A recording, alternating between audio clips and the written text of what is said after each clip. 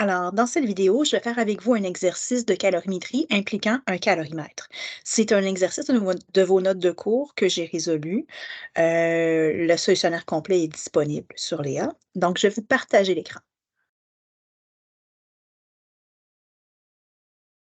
Donc, si j'affiche le document, c'est celui-ci. Je vais lire le problème avec vous. Donc, je vous demande l'énergie absorbée ou dégagée par le calorimètre, soit Q de l'eau, lorsqu'on mélange une quantité de 24,8 grammes de NaNO3 à 100 millilitres d'eau.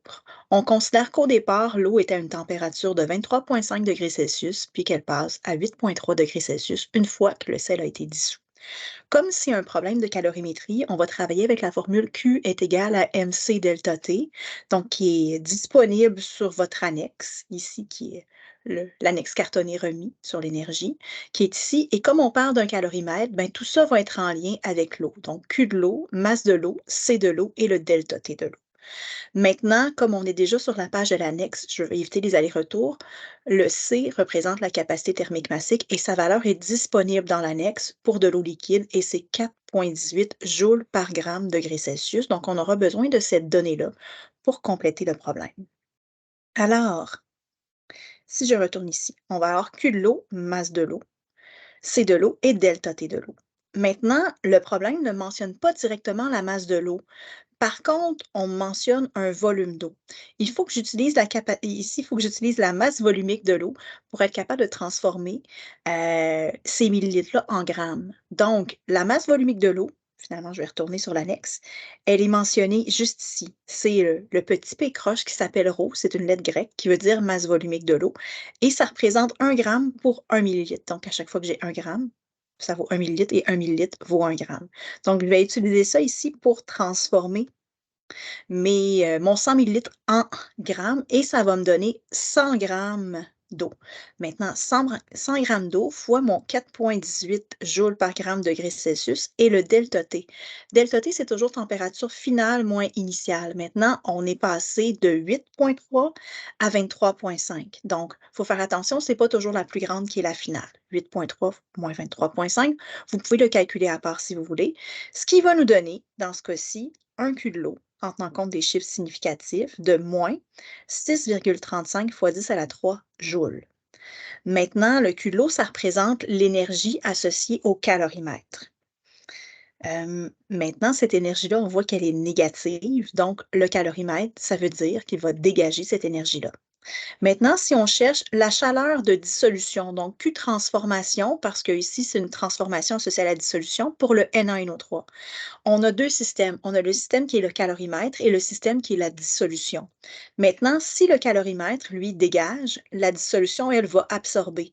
Donc, ici, pour trouver Q transformation, c'est l'inverse du Q de l'eau. C'est la même valeur, sauf que je vais changer le signe. Donc, comme ici, mon calorimètre dégage et que ma dissolution absorbe, on aura plus 6,35 fois 10 à la 3 joules. Vous n'êtes pas obligé d'écrire le plus, mais l'important, c'est que ce soit positif. Ensuite, je vous demande si c'est une dissolution endothermique ou exothermique et pourquoi.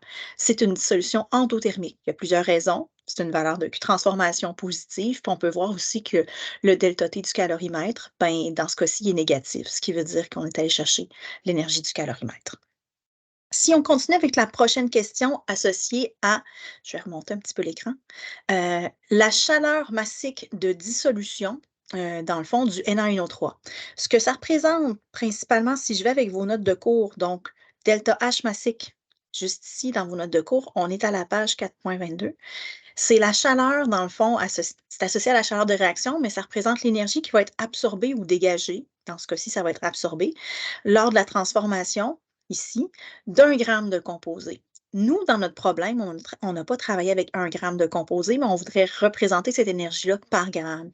Et c'est pour ça qu'on va utiliser le Q transformation qu'on a trouvé, ainsi que la masse de composé. Cette formule-là, elle est aussi disponible sur votre annexe. Elles sont juste ici en bas. Donc, delta H massique, puis plus tard, on aura delta H molaire qui est ici.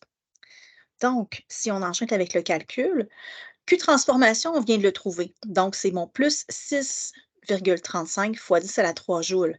Maintenant, la masse. Si on retourne dans l'énoncé du problème, ici, on voit qu'on a pris 24,8 grammes de NaNO3.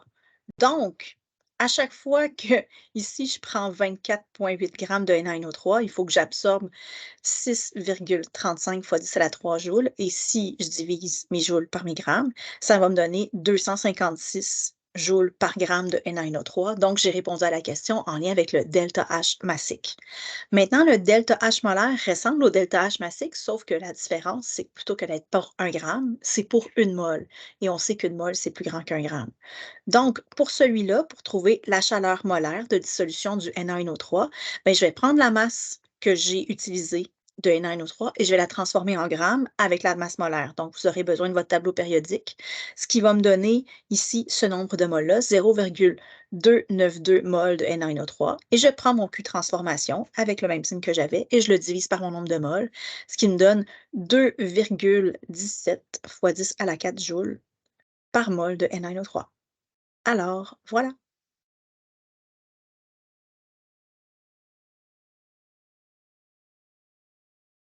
je veux arrêter l'enregistrement. Oh non, ça a-tu enregistré?